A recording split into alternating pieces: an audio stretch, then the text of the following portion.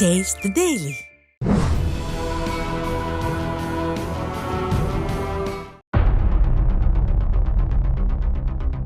ஓடினார்கள், ஓடிக்கொண்டிருக்கிறார்கள், இனியும் ஓடி ஒளிவார்கள். எவ்வளவு தூரம் ஓடினாலும் சரி, நீதிமன்ற வழக்குகள் விடாமல் சுத்து போட்டுக்கொண்டே இருக்கும் இந்த விடியா திமுக அமைச்சர்களை.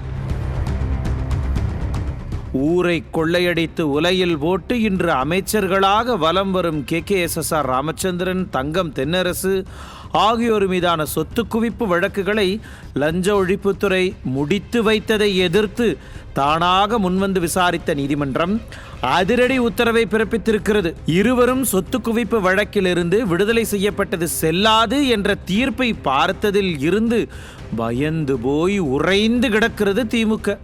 இருவரும் செப்டம்பர் 9 நீதிமன்றத்தில் ஆஜராக வேண்டும் என்றும் இந்த வழக்கில் நாள்தோறும் விசாரணை நடத்தப்பட வேண்டும் என்றும் நீதிபதி ஆனந்த் வெங்கடேஷ் உத்தரவிட்டு அதிரடி தீர்ப்பு வழங்கியிருக்கிறார். திமுக ஆட்சிக்கு வந்த 2021 ஆண்டுக்கு பிறகு சொத்து குவிப்பு வழக்குகளில் இருந்து பல திமுக அமைச்சர்களை நீதிமன்றம் விடுதலை செய்திருந்தது. அது எப்படி திமுக ஆட்சிக்கு வந்த உடனேயே லஞ்ச ஒழிப்புத்துறை உடனடியாக இந்த ஊழல் வழக்குகளை முடித்துக் கொள்ள முடிவெடுக்கும்? லஞ்ச ஒழிப்புத்துறையின் இந்த திடீர் முடிவால் தானே இவர்களின் வழக்குகள் முடித்து வைக்கப்பட்டன. தமிழக அரசின் கீழ் இயங்கும் லஞ்ச ஒழிப்புத்துறையை கையில் வைத்துக் கொண்டு திமுக செய்யும் இந்த செயல்களை பார்த்து அதிர்ந்து இந்த வழக்குகளை தூசி தட்டிய நீதிபதி ஆனந்த் வெங்கடேஷின் நடவடிக்கையால் ஏற்கனவே தூக்கமின்றி திகைத்து போயிருந்த திமுகவுக்கு இந்த தீர்ப்பு இன்னும் இடியை இறக்கி இருக்கிறது.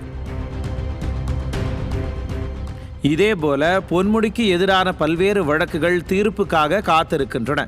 இன்னும் அவர் விடுவிக்கப்படவில்லை. எப்போது வேண்டுமானாலும் அவர் வழக்கில் என்ன வேண்டுமானாலும் நடக்கலாம். மேலும் ஆண்டு கணக்காக புழல் சிறையில் தன் நாட்களை கழித்துக் கொண்டிருக்கும் செந்தில் பாலாஜியின் நிலை என்னவென்றே யாருக்கும் தெரியவில்லை. இப்படி திமுக அமைச்சர்களை சுற்றி சுழன்று கொண்டிருக்கின்றன ஊழல் வழக்குகள். இது மட்டுமின்றி ஜாபர் சாதிக்கின் வாக்குமூலம் வெளியானால் திமுகவின் முக்கிய புள்ளிகளை சிக்க வைக்கப் போகிறது போதைப் பொருள் கடத்தல் வழக்கு. இப்படிப்பட்ட பல்வேறு வழக்குகளால் வெகு விரைவில் விழப்போகிறது விடியா திமுக என்பது மட்டும் கண்கூடாக தெரிகிறது. நியூஸ் ஜே செய்திகளுக்காக இணையாசிரியர் மனோஜ்குமார் கோபாலன்.